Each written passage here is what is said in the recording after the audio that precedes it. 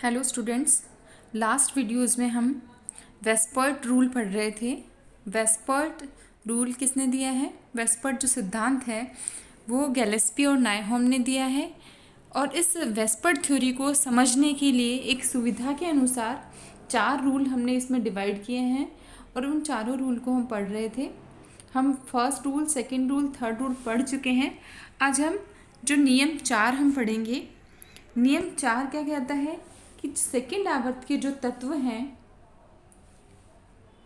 उनका साइज क्या होता है? छोटा होता है। और जैसे थर्ड, फोर्थ, फिफ्थ, यदि हम एक ग्रुप में नीचे की तरफ जाते हैं तो साइज क्या होता जाता है? बढ़ता जाता है। और यदि लेफ्ट टू राइट जाएंगे पीरियोडिक टेबल में तो साइज क्या होता जाएगा? घटता जाता है। ठीक है, अभी हम बात कर रहे हैं ग्रुप की। यदि हम नीचे जाएंगे तो साइज क्या होता जाएगा? बढ़ता जाएगा। ठीक है, यदि सेंट्रल एटम का साइज इस तरह से बढ़ता जाएगा तो उससे बॉन्डेड जो एटम है साइज बढ़ने के कारण वो डिस्टेंस भी उनकी बढ़ती जाएगी। और डिस्टेंस बढ़ने की वजह से जितना बड़ा साइज होगा उसमें प्रतिकर्षण या रिपल्शन उतना ही कम होगा। यदि छोटा साइज होगा तो बॉन्ड के इलेक्ट्रॉन पास में रहेंगे और बंधी इलेक्ट्रॉन पास में होने की वजह से प्रतिकर्षण ज़्यादा होगा। प्रतिकर्षण ज़्यादा होगा तो बॉन्ड एंगल भी क्या होगा? ज़्यादा होगा। द्वितीय आवर्त में परमाणु कक्षक छोटे होते हैं जबकि बाद वाले तत्वों में वे कक्षक त्रिविम में दूर तक फैले होते हैं, जिससे तृतीय आवर्त के तत्वों के संयोजकता कोश में इलेक्ट्रॉन युग्म इतने निकट होते हैं कि वे आपस में प्रतिकर्षण को न्यूनतम रखने के लिए अधिकतम दूरी पर रहने का प्रयत्न करते हैं।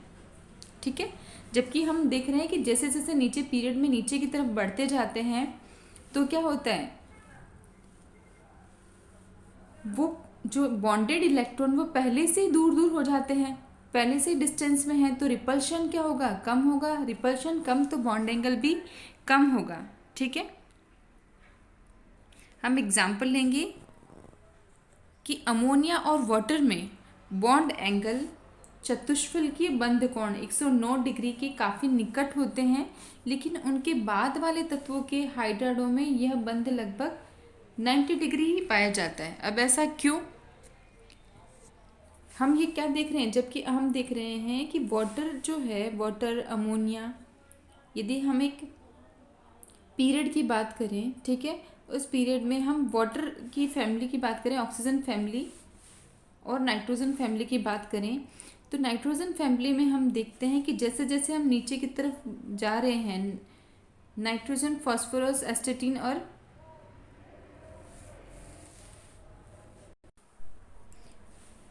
Arsenic, antimony.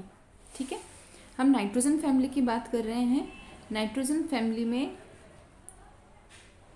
जो नाइट्रोजन है वो 3 हाइड्रोजन के साथ में बॉन्ड बना रहा है। ठीक है, अमोनिया है, फॉस्फीन है, आर्सेनिक हाइड्राइड है, एंटीमनी हाइड्राइड है। ठीक है, अब यहाँ पर क्या है? सेंट्रल एटम ही चेंज हो रहा है, सराउंडिंग एटम सेम है, हाइड्रोजन हाइड्रोजन हाइड्रोजन हाइड्रोजन। ठीक है, नंबर ऑफ लोन पेयर भी सेम है। ठीक है, 1 1 1 1। ठीक है, चेंज क्या हो रहा है? सेंट्रल एटम में। और सेंट्रल एटम का हम देख रहे हैं, यहाँ नाइट्रोजन है, साइज़ छोटा है, और फॉस्फोरस का साइज़ बढ़ता जाएगा, उसी तरह से आर्सेनिक का और ज़्यादा, और एंटीमनी का और भी ज़्यादा। तो जैसे जैसे साइज़ बढ़ता जा रहा है तो हम देख रहे हैं यहाँ पर तो क्या है, नाइट्रोजन एटम ये हाइड्रोजन से बॉन्ड बना रहा है। बॉन्ड एंगल कितना है यहाँ पर? 160 डिग्री। ठीक है, यहाँ पर बना रहा है एंटीमनी हाइड्रोजन के साथ बॉन्ड बना रहा है एक तो। ठीक है, हम फर्स्ट और लास्ट को कंपेयर करेंगे, एंटीमनी और अमोनिया। हम देख रहे हैं, मैं आपको जो एक्सप्लेन करना चाह रही हूँ वो देखिए आप।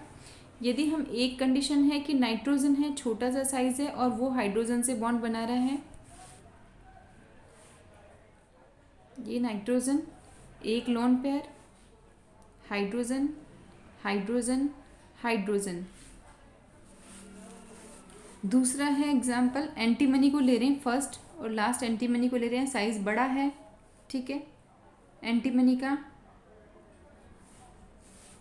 ये साइज़ छोटा है इसका, और ये एंटीमनी का साइज़ बड़ा है। ये एंटीमनी का लोन पेयर, ये हाइड्रोजन, ये हाइड्रोजन, ये हाइड्रोजन।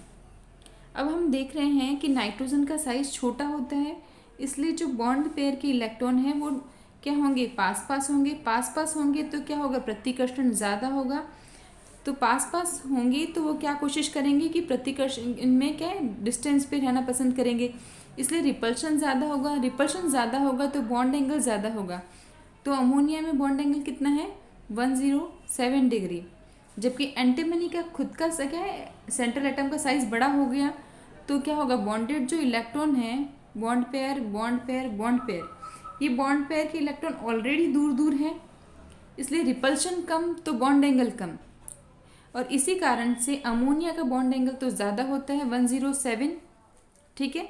और एंटीमनी का जो बॉन्ड एंगल है वो कम होता है, 91 डिग्री ही रह जाता है, ठीक है। क्योंकि अमोनिया में प्रतिकर्षण ज़्यादा और एंटीमनी में क्या होगा, साइज बड़ा होने के कारण बंधी युग्मों में प्रतिकर्षण कम होगा, ठीक है। उसी तरह से वाटर यदि हम बात करें, एक तो वाटर है, ठीक है।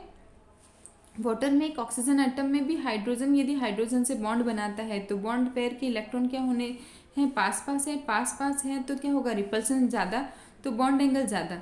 और वैसे जैसे हम नीचे जाते जाएंगे तो क्या होगा, बॉन्ड एंगल कम होता जाएगा क्योंकि साइज बढ़ता जा रहा है। साइज बढ़ने की वजह से क्या होगा, बंधी इलेक्ट्रॉन युग्म है वो ऑलरेडी दूर दूर रहेंगे तो रिपल्शन कम होगा, रिपल्शन कम तो बॉन्ड एंगल कम, ठीक है।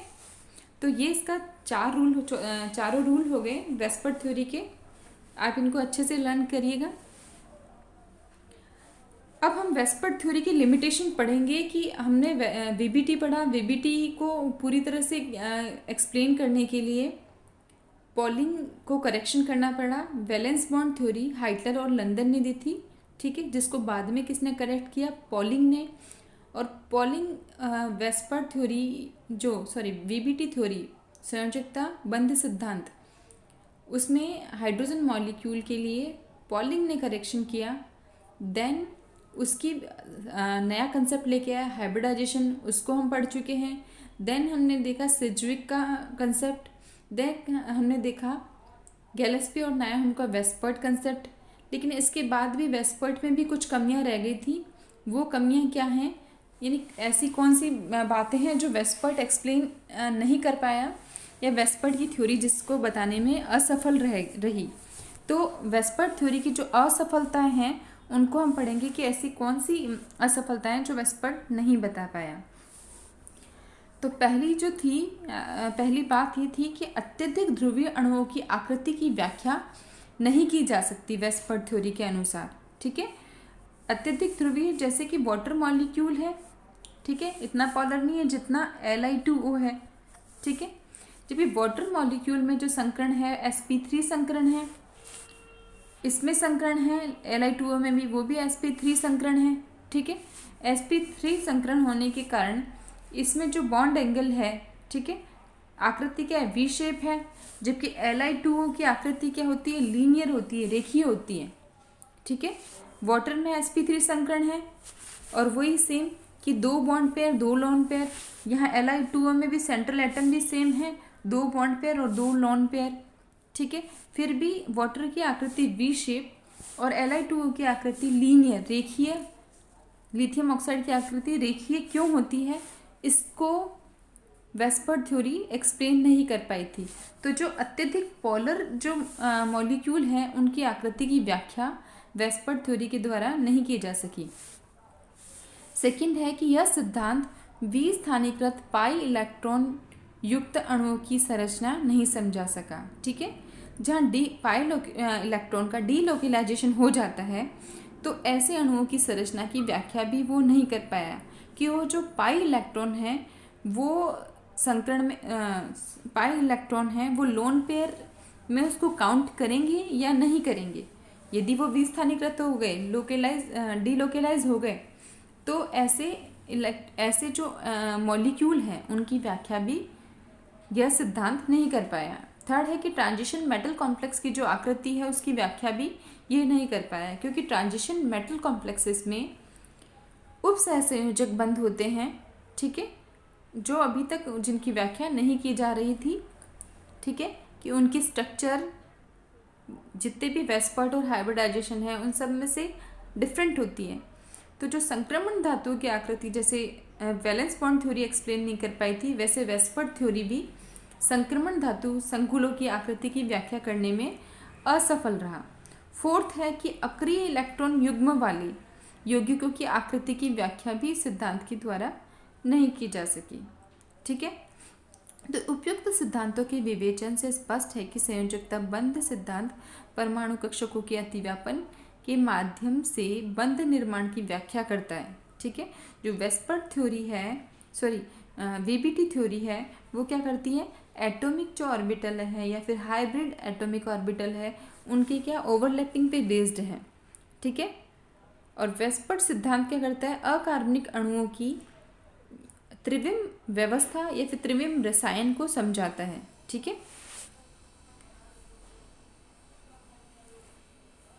तो ये आप लर्न कर लेना अच्छे से। आज हम पढ़ चुके हैं, वीबीटी पढ़ चुके हैं, हाइब्रिडाइजेशन पढ़ चुके हैं और वेस्पर्ड थ्योरी के रूल्स भी पढ़ चुके हैं जो आपके बहुत यूज़फुल हैं एग्ज़ाम पॉइंट ऑफ व्यू से। और वेस्पर्ड थ्योरी की लिमिटेशंस, ये चारों लिमिटेशन आप अच्छे से याद रखना कि अत्यधिक पॉलर मॉलिक्यूल की आकृति नहीं समझा पाया, डीलोकेलाइज्ड इलेक्ट्रॉन के अणुओं की आकृति को नहीं समझा पाया, थर्ड है ट्रांजिशन मेटल कॉम्प्लेक्स की व्याख्या नहीं कर पाया उनकी आकृति की, और फोर्थ है जो है ना अक्रिय इलेक्ट्रॉन युग्म वाले तत्वों की यौगिकों की आकृति की व्याख्या भी ये सिद्धांत नहीं कर पाया।